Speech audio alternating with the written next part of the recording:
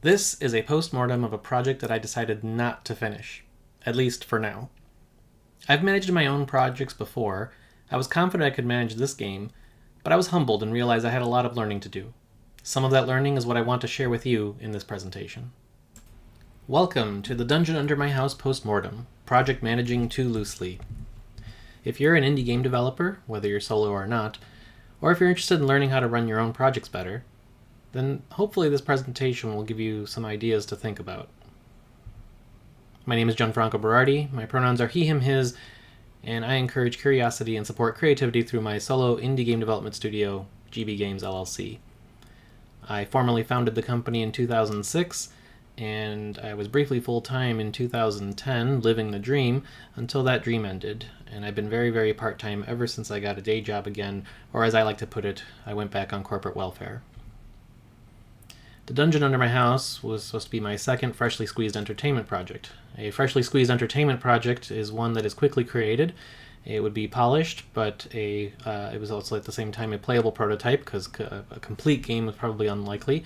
But polished and prototype might not sound like they go together, but the idea is that it would be this freely available, quickly made, well put together game that I release and hopefully find fans for, that the fans could easily find it, and potentially act as a gateway to the rest of the games that I make.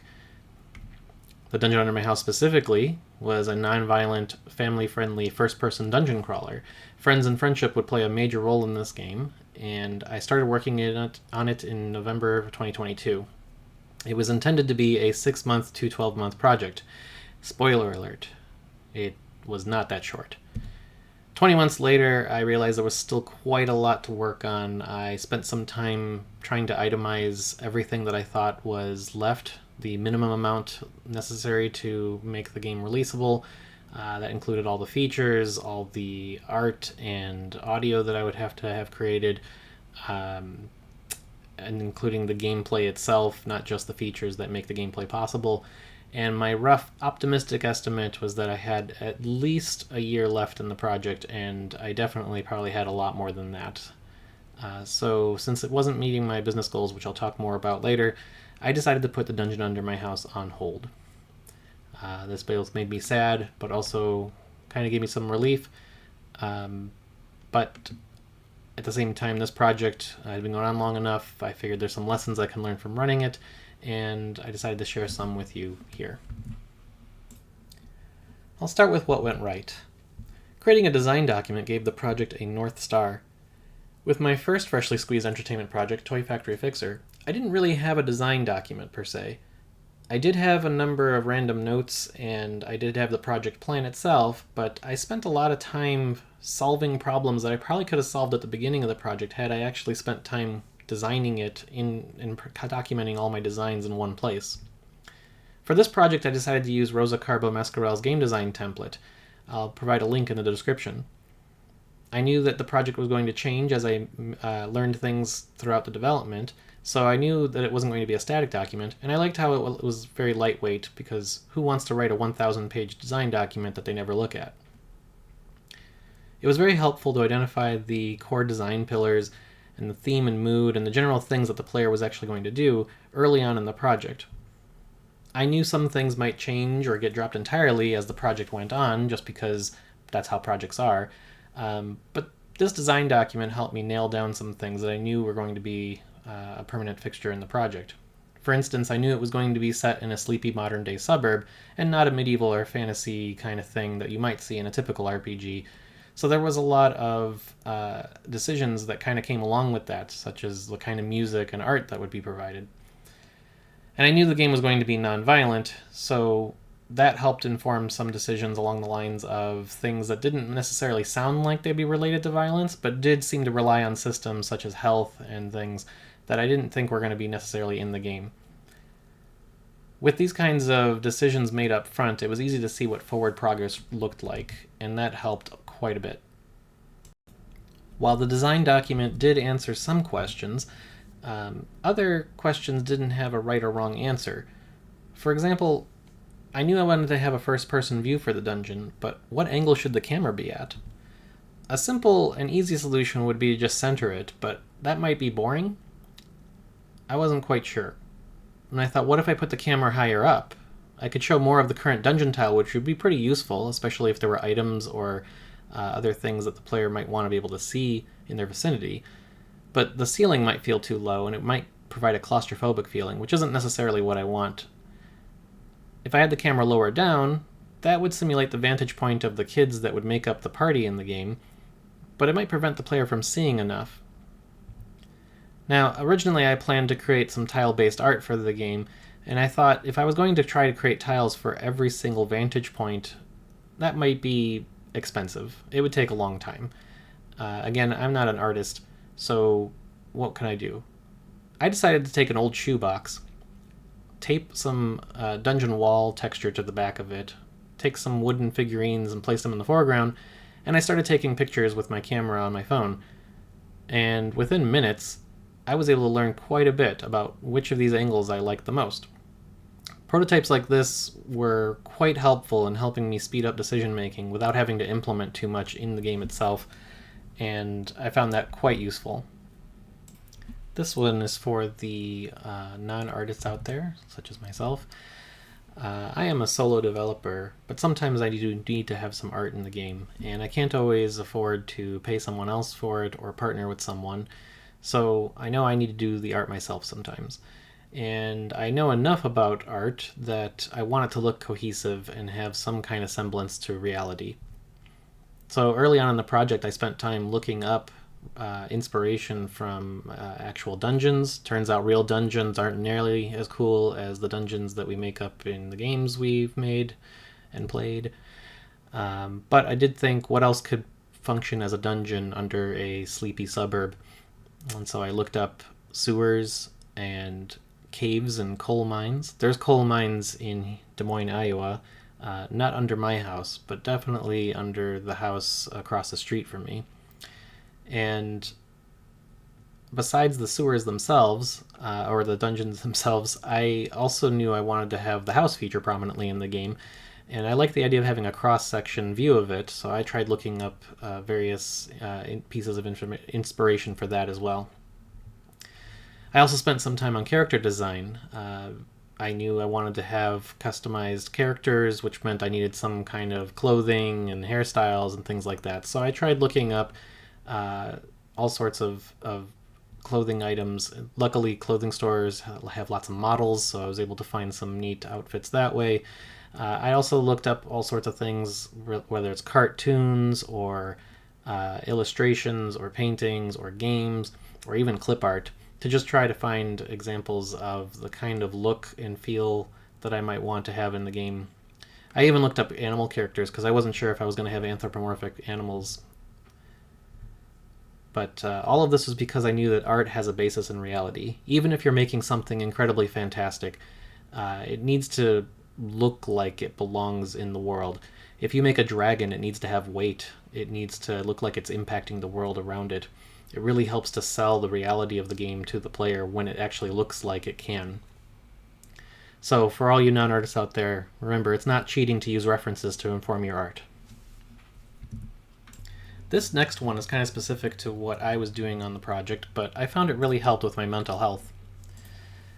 In the past, I would take a handful of features and say I was going to be working on them for the next sprint, which was basically the next week. I'd plan in the beginning of the week what I was going to do, and by the end of the week, with my limited capacity, I would probably have maybe one thing done and a whole bunch of other things not done. And this is fine, because basically every week I could just work on the things I didn't finish. But the problem was that I kept doing this. Week after week, I just had unfinished work, and when I was feeling behind as it was with my project, it didn't help to feel like I wasn't getting things accomplished, even though I was making forward progress. I was mixing up my sprint plan with my larger planning efforts. Again, I was pulling in a bunch of features that I thought, yeah, I'll work on these next set for the next week, but it didn't necessarily mean I was going to finish them, except I would put them in the document as if I was. So I was accidentally making these commitments and then consistently breaking those commitments. So for this project, I decided to plan only one feature for the sprint. I would have less stress because if I didn't finish the feature, then I would just work on it next time as usual. But I didn't also have a bunch of other features that were untouched. And if I did finish it early, as you can see in this example, I could always pull in more work. I felt like I had less delusion, there was less concern about things not getting completed, and I could focus on the things that were right in front of me. I thought it really was great for my mental health to work this way. For this project, I also started creating development log videos, and I think that worked out really well. Like most indie game developers, I have an obscurity problem. To try to attract attention, I write a weekly development log blog post, and I post on social media, but that only gets me so much traction. At one point I thought that development log videos to go with my blog post would add another path for people to find GB games and the Dungeon Under My House specifically. Now, it wasn't a completely smooth process. The microphone I was using was a really old one. I think I had it since I had a Windows 95 computer, and it made my voice sound really tinny, and it picked up a lot of noise. I didn't do much editing at all, and so I would do things in one take, and mostly that worked fine, but it was a little rough. And I found that the creation of the videos was quite time-consuming. Every week I would write a blog post about my development efforts the week before, and then I would spend potentially an hour or more creating a video to go along with it, creating all the clips and footage of the game. And with my limited capacity, I'd rather use that time to work on game development. So eventually I found a nice balance where I could work on the project, and every month or so I would create a video where I document everything that happened since the last time. And I've standardized on a script format where I talk about the last time really quickly and then move on to the new work. I got myself a nice new microphone, which makes my voice sound way sexier. And I started creating thumbnails that hopefully were able to get more engagement with people. And I found people were able to comment on the videos more often and like the videos more often, and I seem to get more fans that way. And I think this worked out really well, and I'll continue doing this in the future. Now we're getting to the juicy stuff. What went wrong? This first one is kind of the big lesson from this project, but I didn't create a real schedule for the Dungeon Under My House, and it resulted in a non-stop treadmill. A project I made in 2015, 2016, called Toidle's Leaf Raking, had a roadmap. I created a roadmap where I thought that it would only take a few months to get everything done in the game, including ports to other platforms, and considering I was only a few months late with that. Toy Factory Fixer, which I mentioned before, I did not have a roadmap for. At some point I read that roadmaps are really only appropriate for projects with a solid known scope, and games kind of felt like it didn't really fit that. Sometimes things change as you learn about the game and what works. What didn't help with Toy Factory Fixer is that I felt behind for 12 months while I worked on that project. The Dungeon Under My House also had no roadmap. I didn't make a hard schedule. I was expecting that I would dynamically update the project as I went along. I didn't feel that the roadmap was a lesson that I really needed to learn from last time. And quite frankly, this approach works. I can continue to plod along, working slowly but surely, every sprint deciding on what to work on next, and eventually get the finished project out the door. But it doesn't really match my business goals of trying to get something done in a shorter timescale of 6 to 12 months. I needed to make more frequent game releases because I needed to have customers potentially find my game faster, and the games can't be found if they're not out. So this open-ended project really was in conflict with what I was really trying to accomplish. So after 20 plus months of work on a Dungeon Under My House, and knowing that I had at least 12 months left, maybe, probably a lot more, it was just too unacceptable to keep continuing. I needed to put this game on hold. In hindsight, had I actually put together a schedule, I probably would have figured out sooner that I needed to make a smaller game in the first place. Along with not having a schedule, I also didn't do a good job prioritizing the work I was doing. The Dungeon Under My House was supposed to be a non-violent RPG. Most RPGs have combat mechanics, so you'll find things like armor or hit points or attacks and defense and those kind of mechanics. All of that is compelling and fun, and I'm saying I'm making a game that doesn't have any of that. So obviously I was going to need to replace it with something equally or more compelling. What should that be? What I wanted was to have conversation and knowledge acquisition be a core part of the game. But I wasn't quite sure what that would look like. I didn't really have games that I could look at and say, like that. Branching dialogue trees were a possibility, but I wasn't interested in making a story. I thought that branching dialogue trees were a little too simple for the kind of gameplay that I was looking for. And I was kind of disappointed to find that there isn't really much beyond branching dialogue trees as state of the art for what you can find in many games. There might be some gift mechanics where you give somebody enough things and eventually they become your friend and like you better, or eventually you romance them or something. But this isn't really what I was looking for. I wanted some gameplay related to conversation, which meant I had to have a lot of work to figure this out, which meant I probably should have been spending a lot of my time working on prototypes related to conversations. Instead, a lot of my time was spent on character customization. I really thought that this was going to be a key part of the game as well. I thought that I wanted the player to be able to customize the appearance of their friends and family, or at least maybe a fantasy version of their friends and family. And so it seemed really important to make the characters feel like the player owns them. And I spent quite a bit of time on this because it turns out character customization is quite tedious work. Another priority that probably shouldn't have been was the first-person dungeon view. Again, I was originally going to work on this as a tile-based thing, kind of inspired from the original first-person games that you might see from a long time ago.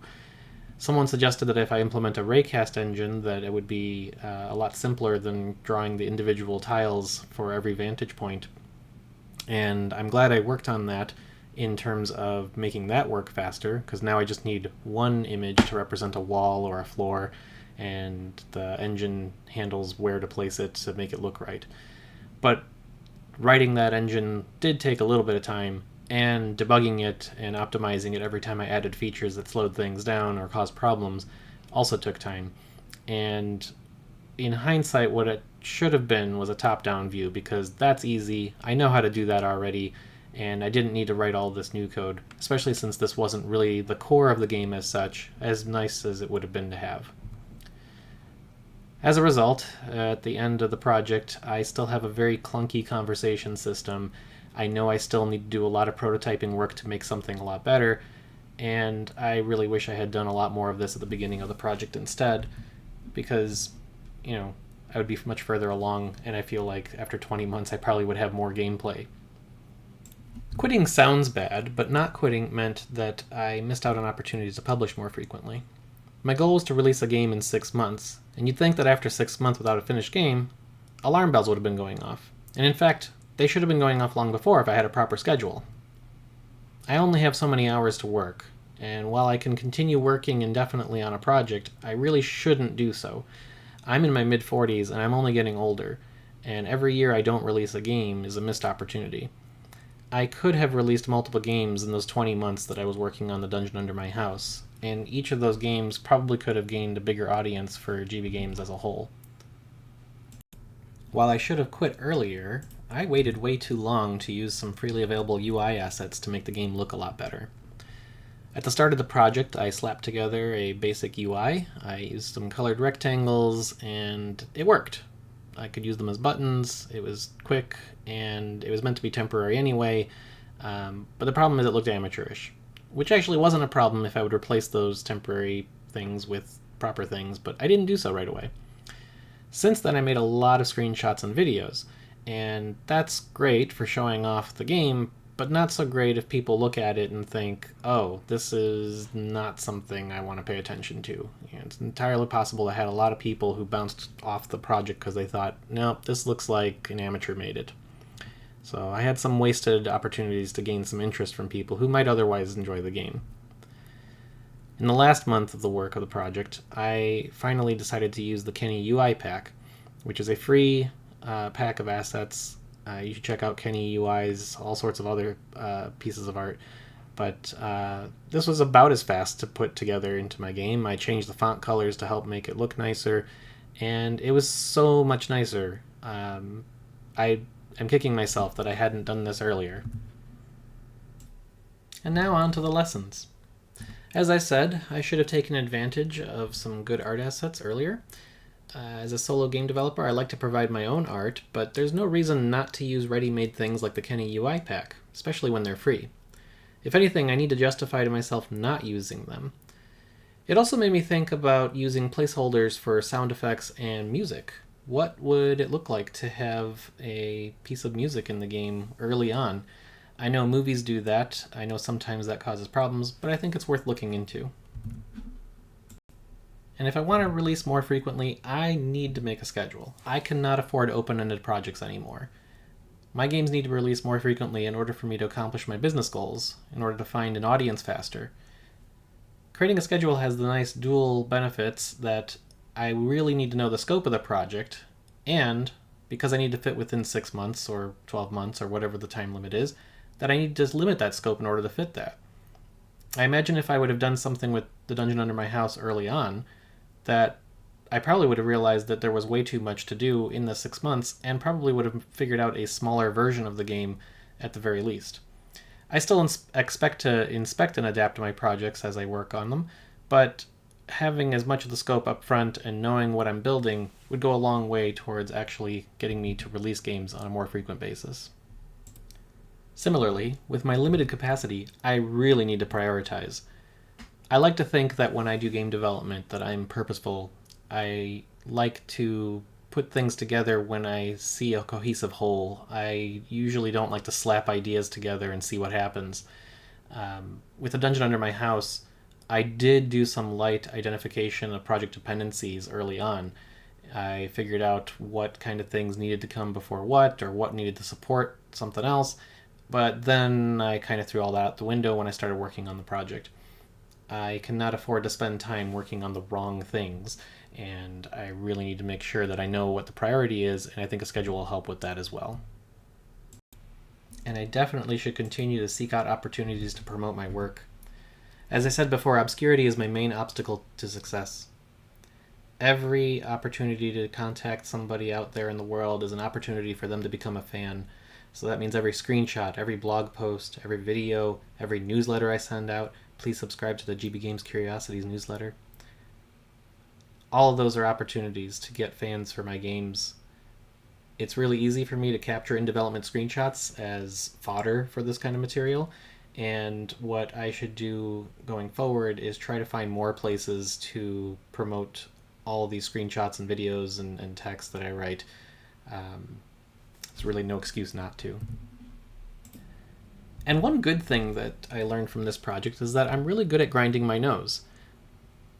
Every week, I plan the next week's sprint, basically setting a direction for myself, and with my very, very part-time capacity of a little less than 8 hours a week, I can keep working until I'm finished with my current task. I don't get distracted, and I can stay focused, especially for the long haul on a project.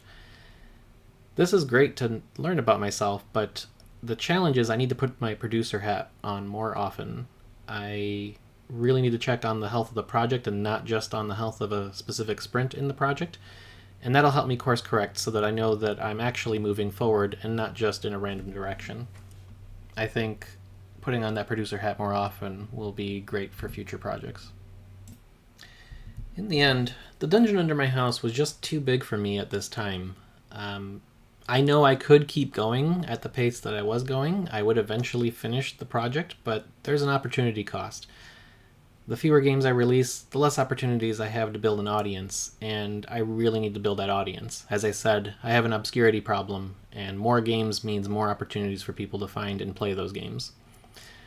And I think the biggest thing is that it's not enough to just keep moving forward. I really need to be aware of where I'm going. That course correction I talked about would really help to make sure that I am on task on actually releasing a game and not just building a game.